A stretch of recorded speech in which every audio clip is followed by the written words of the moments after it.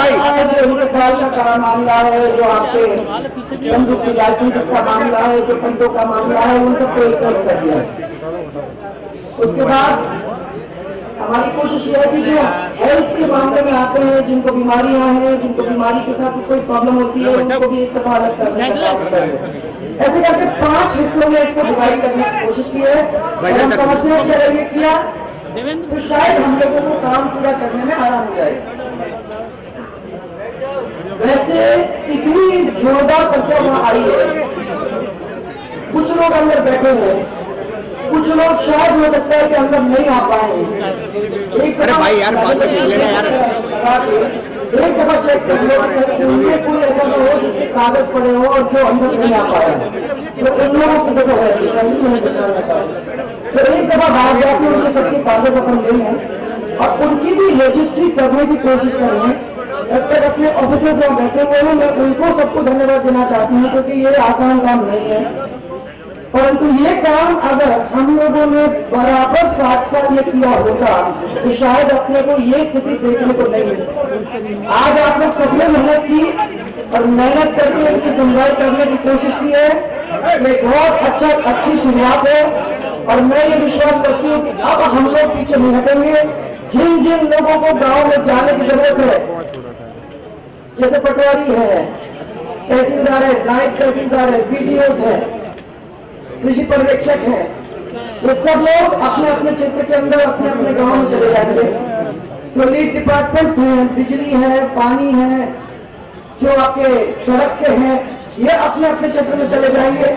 और अगर ऊपर से एसडीएम, एडीएम, कलेक्टर ये उनके ऊपर ध्यान रखेंगे, एसपी अपने ऐसे जो अपने सीआईएस और अपने नीचे के जो अफसर हैं उनके ऊपर ध्यान रखेंगे, तो मैं समझती हूँ कि धीरे धीरे जो प्रॉब्लम्स आज जनता की है, मैं उस चीज को तब मानूंगी जब मेरी जन सुनवाई होगी, जिस जन सुनवाई के अंदर कम से कम लोग अपने कागज लेके आएंगे, क्योंकि इसका मतलब ये होगा कि नीचे के क्षेत्र के अंदर ही आप लोगों ने उर्दू सुलझा दिया है।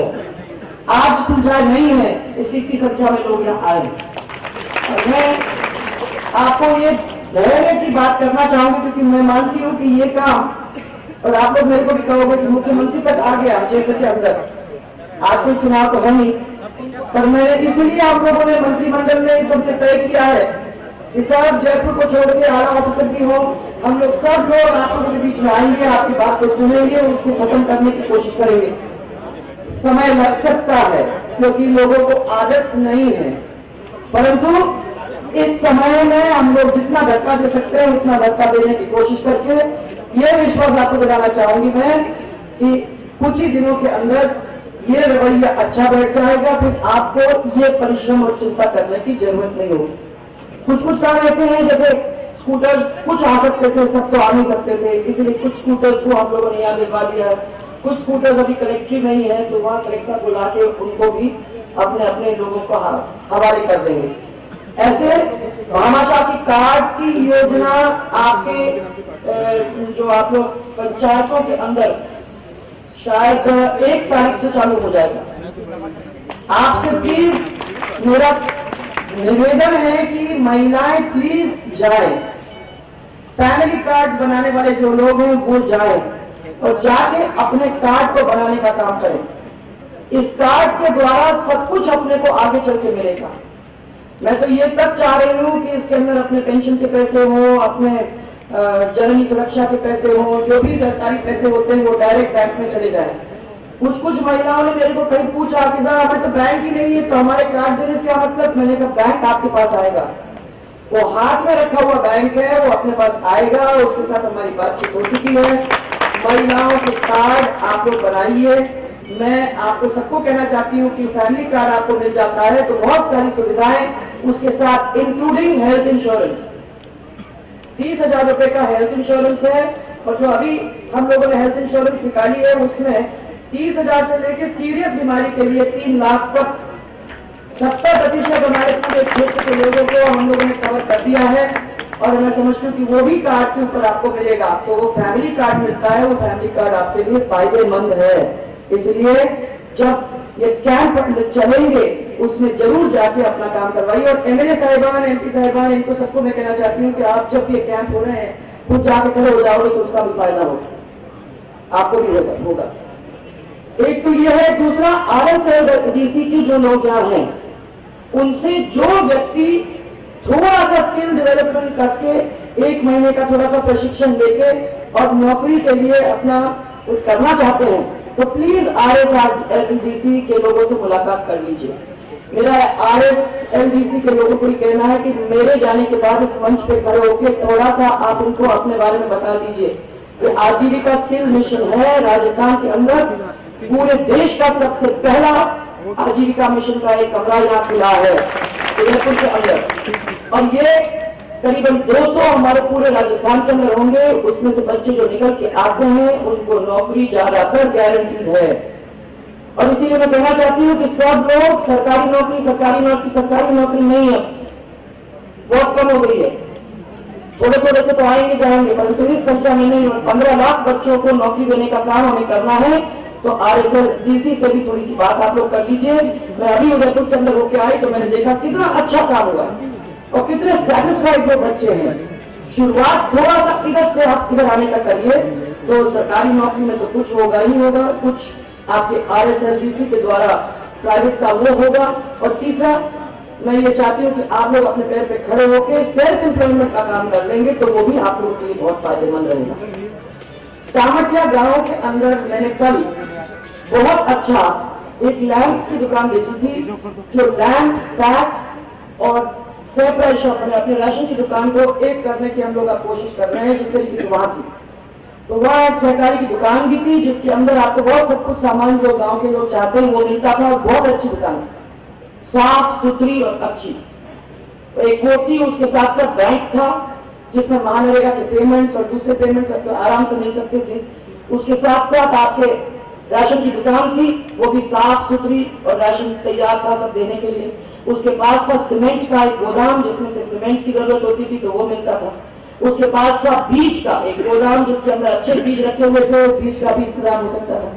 उसके पास में रखा हुआ था खाद का भी इंतजाम था, तो जो आके उसको ले जाना चाहता था वो भी ले जा सकता था। और उसके पास था एक बंद गोदाम जिसके अंदर इनमें से कुछ भी सामान जो बंद रखने की जरूरत थी क्योंकि उस पर जगह नहीं थी, वो उसमें रख के उस पर ताला लग सकता। इतना अच्छा था।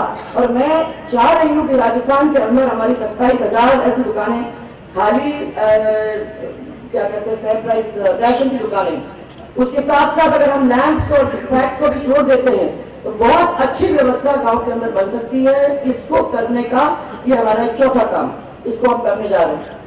साथ साथ में आपके बिजली, पानी और सड़क, इसके ऊपर भी बड़ा काम, 20,000 किलोमीटर हम लोग शुरू करना चाह रहे हैं। अब आप पूछोगे सरकार में पैसा कहां से आ रहा है, तो वो आपको पूछने की जरूरत ही नहीं है, कहीं से भी लाके हम लोगों को काम करवा रहे हैं, वो काम हम करवा लेंगे। मैंने सबको कह दिया कि जब इतने बड़े बड़े काम अपन करने जाने वाले हैं, बिजली का भी इंतजाम वगैरह अपन करने वाले हैं, तो ये फ्री में तो होता नहीं है भाइयों। एक नई तरीके से, एक नए सिरे से हमने आप लोगों के बीच में बहुत सारी स्कीम्स लाई हैं। और मैंने जब स्वराज संकल्प यात्रा के अंदर हम लोग गए थे तो मैंने आप लोग सबसे कहा था कि मेहनत करनी पड़ेगी। अगर अपने प्रदेश को ऊंचाई तक पहुंचाना है तो हर एक आदमी को मेहनत करनी पड़ेगी। यही चीज मोदी जी ने भी बार बार कहा। उन्हें अपने 15 अगस्त के भाषण में और मैंने भी कहा कि आप लोगों को ये वाद बोलना है, जातिवाद, मजहबवाद, मुझे चल चाहिए उसको नहीं दो, मेरे को दो उसको नहीं दो, ये हमारा जो अपना संभाववाद, ये सब चीजों को अपने को छोड़ना है। राजस्थान को पहले रख के अगर अपन सब लोग काम करते हैं तो आप सबकी भलाई होगी। अगर इन बातों में अपन बढ़ जाते हैं तो ये मान के चलिए कि किसी का काम नहीं होने वाला है। अगर झगड़े कर देते हो, धर्म फसाद कर देते हो, हल्ला मचा देते हो, तो तुम्हारा भी काम नहीं होगा, प्रदेश का भी काम नहीं होगा, सब लोग दुखी के दुखी बैठेंगे। हमने तय किया है कि, और इसीलिए आप देख रहे हो कि 24 घंटे हम लोग एक कर करके सब मंत्री, सब अधिकारी दौड़ दौड़ के आपके पास आ भी रहे हैं, काम करने की कोशिश भी कर रहे हैं। हमारे हाथ में जादू नहीं है कि आज आ गए और कल वो हो गया। कहीं कहीं मैंने सुना, साहब सरकार होके गई है, क्या हो गया? मुख्यमंत्री होके गए, यहाँ क्या हो गया? मैं आपको कहना चाहती हूँ क्या हो गया। जो पहिए बिल्कुल रुक चुके थे वो पहिए फिर से चलने लगे हैं। कई लोगों ने मेरे से आके कहा कि साहब 6 महीने में आते जाना, तो ये क्यों कहा?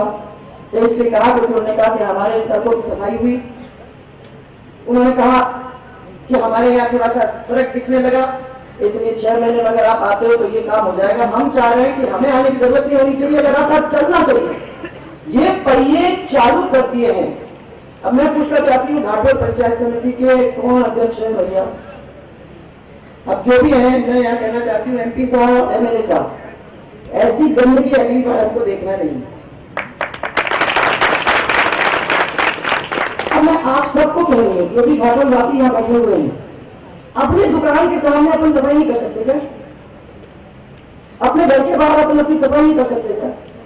जो अपने गांव में आके देखता है गंदगी ऐसी पड़ी हुई तो सोचता है कि कहाँ आ गए, इसका तो काम ही नहीं करना है।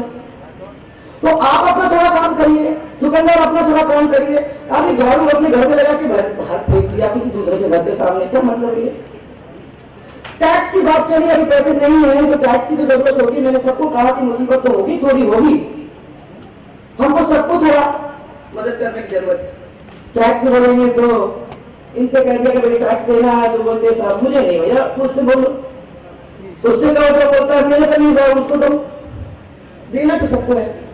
और मैंने कहा कि 2 साल ठीक है, हम लोगों को कड़ी मेहनत करनी पड़ेगी, 2 साल हमको कमर कसनी पड़ेगी, परंतु तीसरे, चौथे और 5वें साल में अगर हम आराम ला सकते हैं, प्रदेश को आगे बढ़ा सकते हैं, हमारे बच्चों को नौकरी दिलवा सकते हैं, हमारे प्रदेश के अंदर अगर एक नई बात चहल पहल हो जाती है, लोग बाहर से इसको देखने आते हैं, तो कोई अच्छी बात नहीं है ना? बोलो, अच्छी बात है ना? तो मैंने सबको कहा है कि जो सरकारी कर्मचारी हैं प्लीज जाके अपना काम करें। तो छोटे छोटे काम है, आपको अपने पट्टे दिलवाने का काम है, छोटे काम है, जो आपके लाइसेंस दिलवाने के काम है, वो छोटे मोटे काम यही खड़ा करने से काम चलेगा। भैया बैठ गए तो आप सब कर दो। मैं आप लोगों को ये इसलिए कहती हूँ क्योंकि मेरे को सब लोगों ने कहा कि राजनीति के अंदर ऐसे भाषण नहीं दिए जाते। मैंने कहा कि ये अपना घर है और घर के अंदर अगर एक दूसरे से एक टूक बात अपन नहीं करेंगे और यह बदलाव नहीं आएगा तो कल को आप आके मेरे को कहने वाले अच्छे दिन आ गए जी, हो गए ना? तो लोग आगे मेरे को कहेंगे कि बहुत अच्छे दिन आ गए। मैं सबको कहा है कि अच्छे दिन आने के लिए हम लोगों को सबको